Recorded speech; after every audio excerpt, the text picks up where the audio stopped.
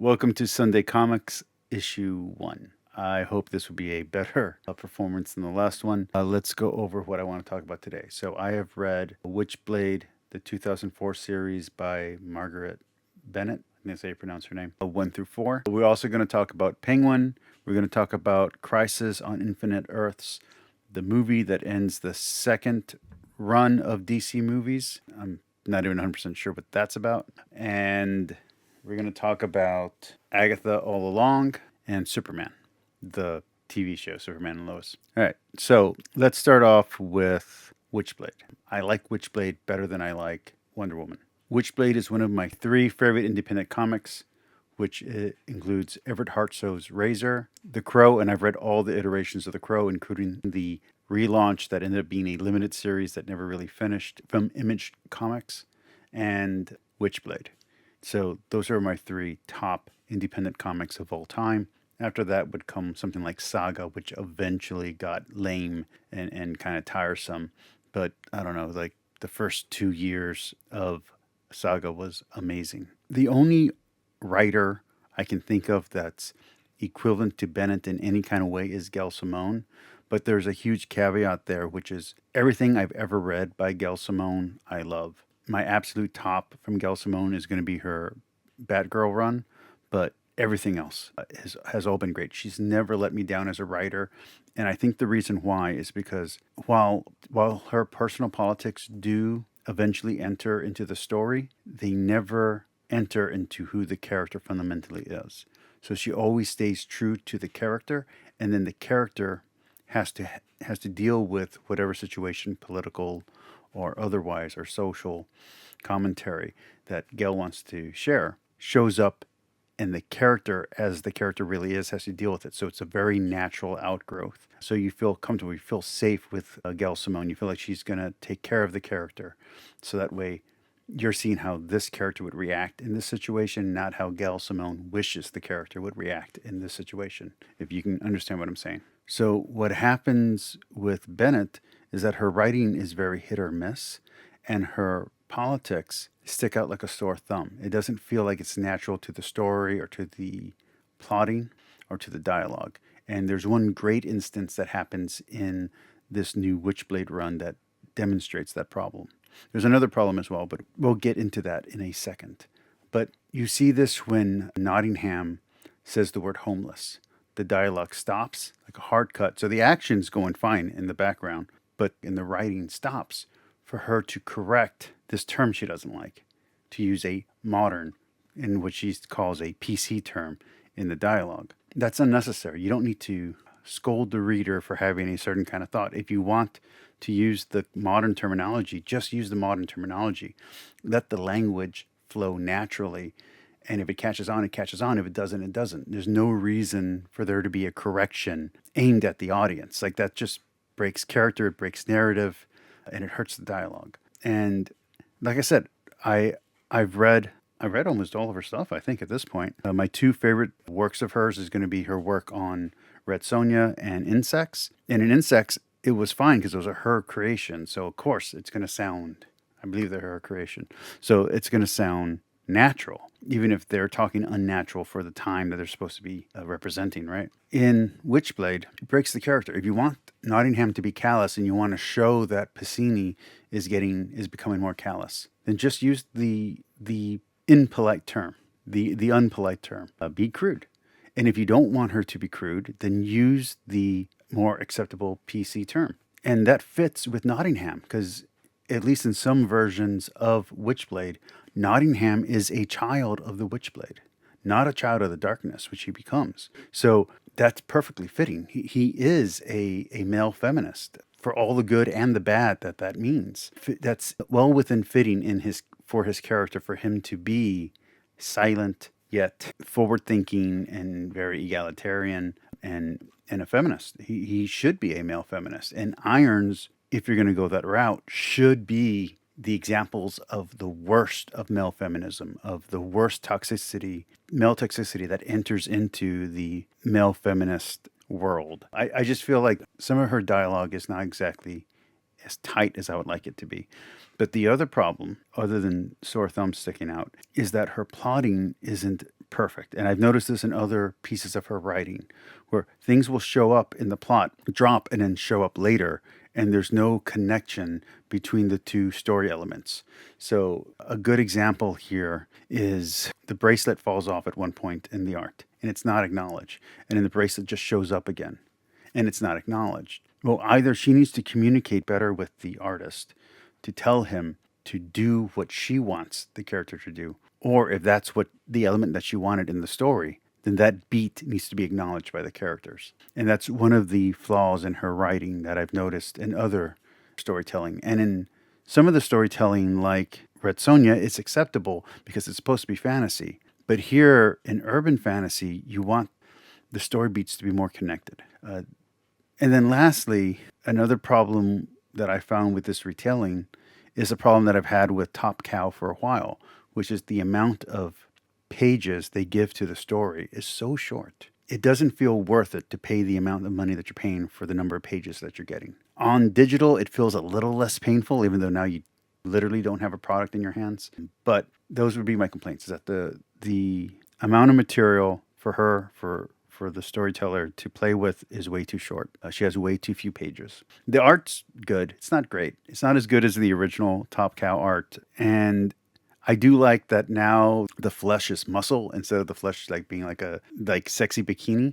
I think that's a good move.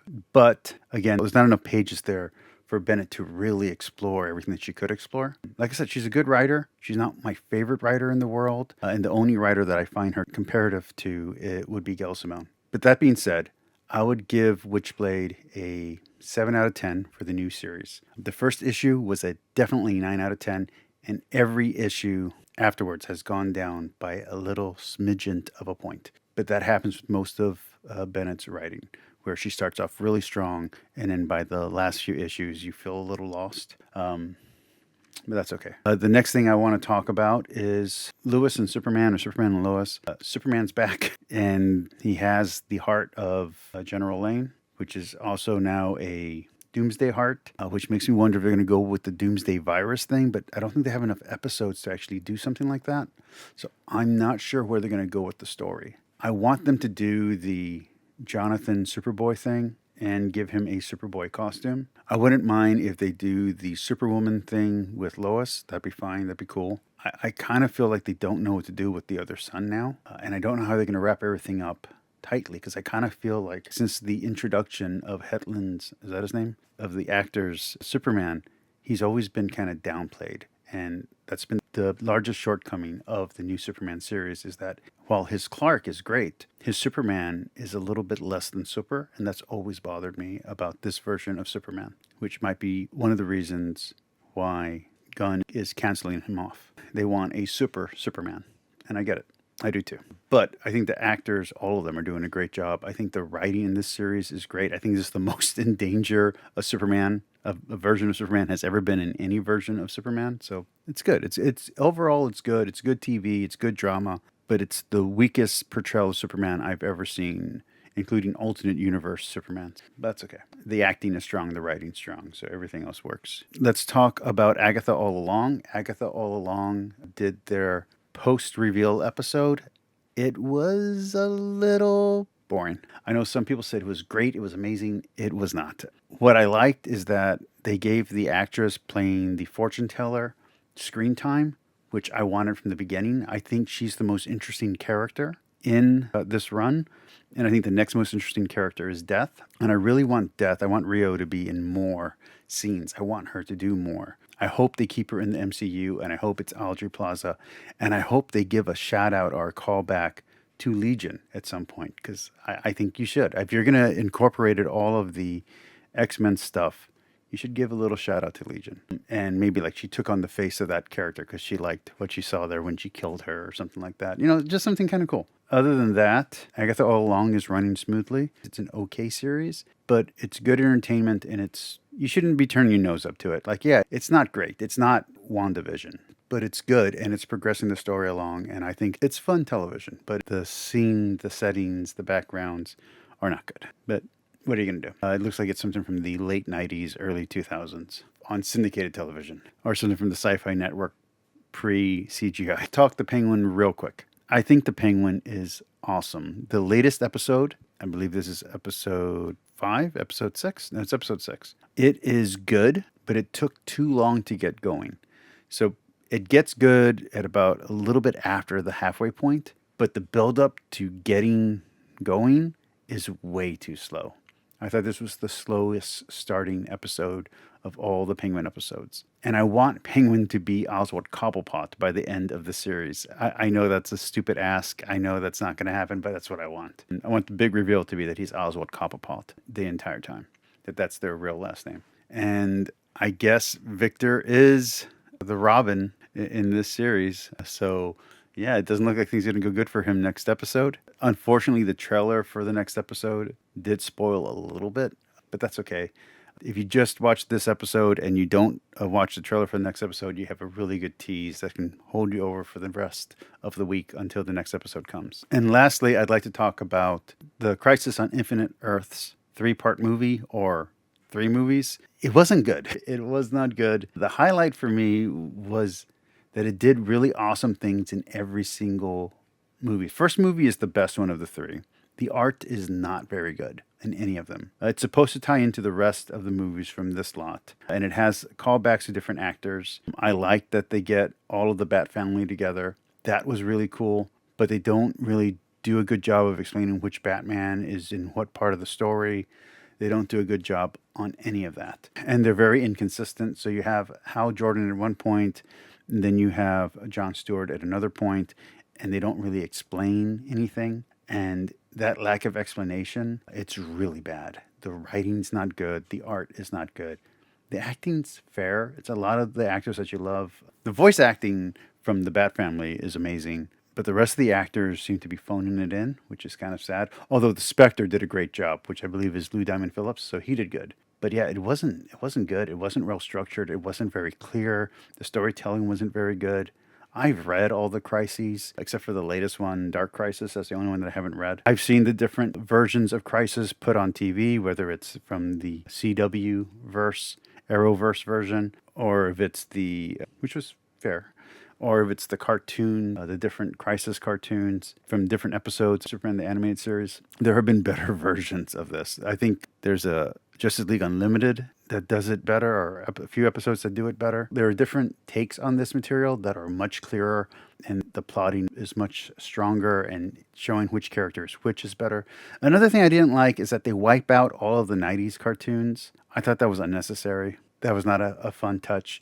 They did the same thing in the CW series where they made all the classic heroes die off or be lame or not be heroic or be dark and broken. That's crap. They got to stop doing that. I didn't like that in the New 52, and it's why most people didn't like the New 52. So just writers have to stop making the heroes so pathetic. Let a hero be heroic. Let a villain be villainous. Anyway, that's my take for this week. I hope you enjoyed this issue of Sunday Comics, and I'll talk to you all next week.